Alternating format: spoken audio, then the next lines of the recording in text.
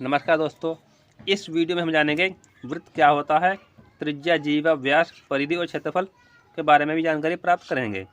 तो मैं आपको बता दूं, वृत्त की आकृति कुछ इस प्रकार होती है। जैसा कि आप यहाँ पर देख रहे हैं, हमें दो गोले बनाए हुए।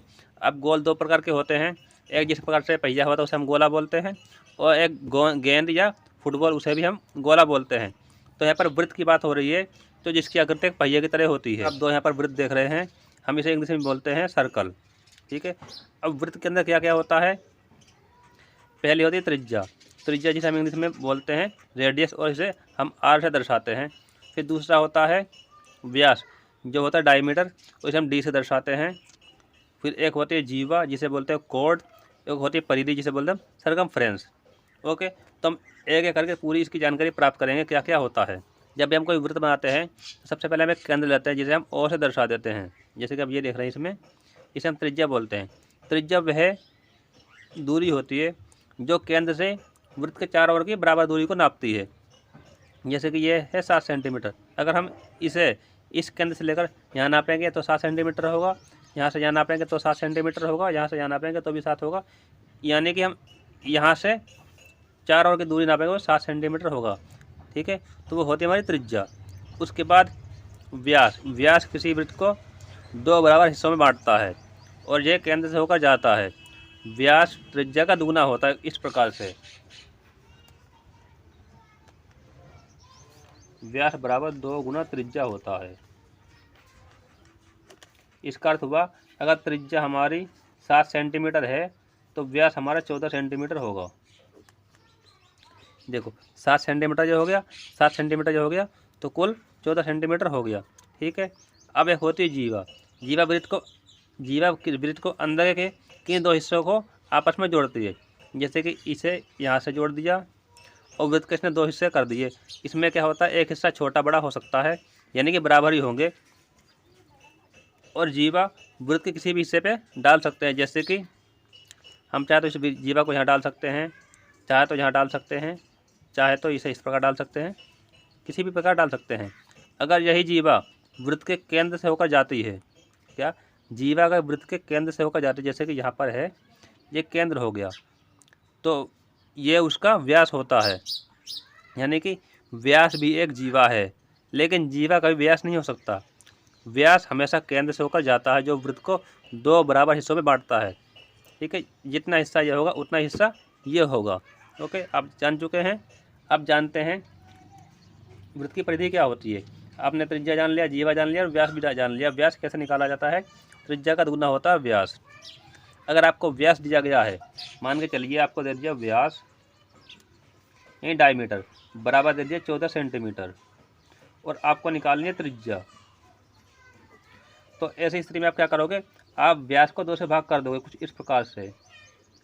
व्यास को 2 से भाग कर देंगे तो व्यास बराबर 14 सेंटीमीटर। 14 को 2 से भाग कर देंगे तो आ गया हमारा 7।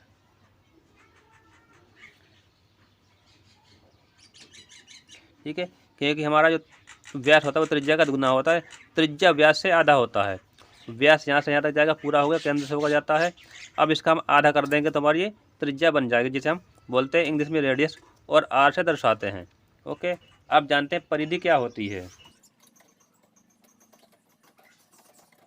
वृत्त की परिधि का अर्थ होता है कोई भी वृत्त, जैसे कि ये एक सर्कल का है, एक कोई बड़ा गोला है पहिए की आकृति का। आप यहाँ से चलना शुरू कर देते हैं और आप चलते जाते हैं, फिर घूमते फिर उसी बिंदु पर आ जाते हैं। तो आपने इस सर्कल की ये पूरी दूरी तय कर ली, तो इसे बोलेंगे हम परिधि। बाकी हम वर्ग और आयत में से बोलते हैं परिमाप, लेकिन सर्कल में बोला जाता है परिधि। तो परिधि निकालने का फॉर्मूला क्या होता है वो जानते हैं। परिधि निकालने का फॉर्मूला था 2πr।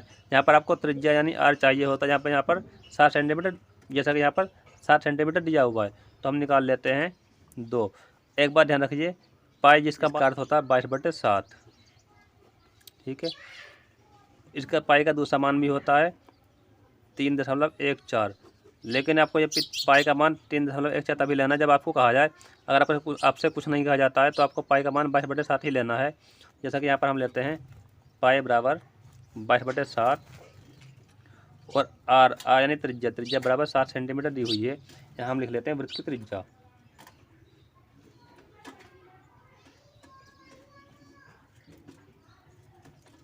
त्रिज्या बराबर 7 सेंटीमीटर है, तो 7 लिख लेते हैं।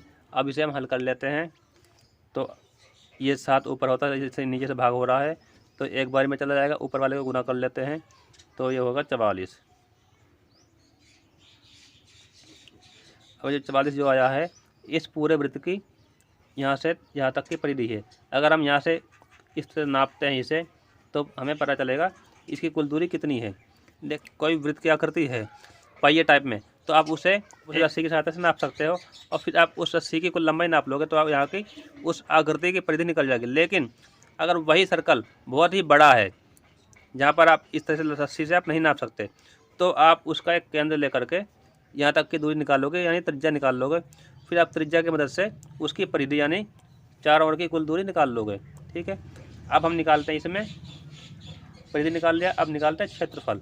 तो क्षेत्रफल वह हिस्सा होता है जो किसी जगह को पूरा ढकता है, जैसे कि ये पूरा सर्कल हमारे, ये पूरी यानी कि जैसा कि ये सर्कल बना हुआ है, इसने अंदर वाले पूरे हिस्से को ढक रखा है, जैसे कि ये पूरा हिस्सा इसने कवर कर रखा है, तो ये उसका होता है क्षेत्रफल। तो वृत्त का क्षेत्रफल कुछ इस प्रकार निकाला जाता है। वृत्त का क्षेत्रफल निकालने का फॉर्मूला होता है पाई आर स्क्वायर। पाई का मान बताया 22/7 होता है, तो लिख लेंगे 22/7 आर स्क्वायर, यानी कि आर को 2 बार गुना कर लेंगे। आर बराबर कितना है, 7 सेंटीमीटर, यानी कि त्रिज्या है ये, तो 7 स्क्वायर हो जाएगा। अब इसे दोबारा कर लेते हैं हम, 22/7 गुना में 7 गुना 7, ये 7 ऊपर गुना हो रहा है, इससे भाग हो रहा है नीचे वाले से। कुछ इस प्रकार, अगर आपको नहीं पता तो यहाँ बता देते हैं, 22 गुना 7 गुना 7/7। ठीक है, तो ये कुछ इस प्रकार सॉल्व होता है। तो एक 7 से एक पूरा भाग हो जाएगा। ठीक है, तो कट जाएगा एक बारी में, ऊपर गुना कर लेते हैं, 7 दूनी 14 का 4 आया 1, 7 दूनी 14 और 1 15, तो 154 सेंटीमीटर इसका आएगा। तो बता दें, जब भी हम किसी भी आकृति का क्षेत्रफल निकालते हैं, तो उसमें हम वर्ग लिखते हैं, वर्ग सेंटीमीटर। अगर उसका जो लंबाई की जो मात्रा का, अगर सेंटीमीटर तो सेंटीमीटर लिखेंगे, अगर मीटर है तो वहाँ मीटर लिखेंगे। तो इस प्रकार से अगर आपके पास वृत्त की त्रिज्या दी हुई है, तब आप व्यास, परिधि और क्षेत्रफल निकाल लेंगे बिल्कुल आसानी से। हम मिलते हैं नेक्स्ट वीडियो में।